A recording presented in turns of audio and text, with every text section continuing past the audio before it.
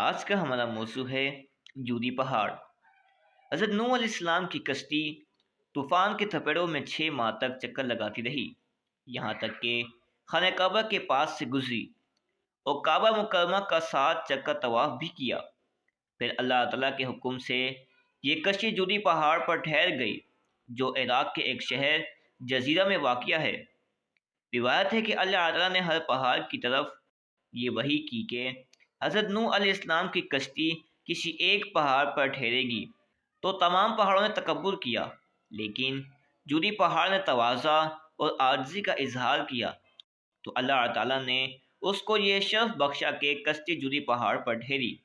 اور ایک اور روایت ہے کہ بہت دنوں تک اس کشتی کی لکڑیاں اور تختے باقی رہے تھے، یہاں تک کہ اگلی عمروں کے بعض لوگوں نے اس کشتی کے تختوں کو جودی پہاڑ پر دیکھا تھا۔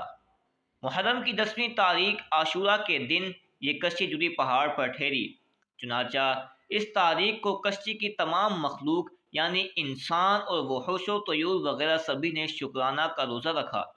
حضرت نوح علیہ السلام نے کشتی سے اتر کر سب سے پہلی جو بستی بسائی، اس کا نام سمانین رکھا۔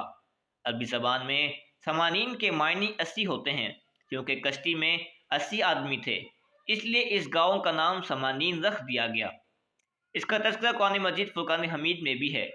ترجمہ کنز ایمان۔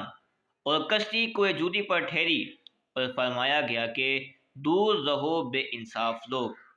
جزاک اللہ خیرہ۔ Please subscribe my channel and click the bell icon.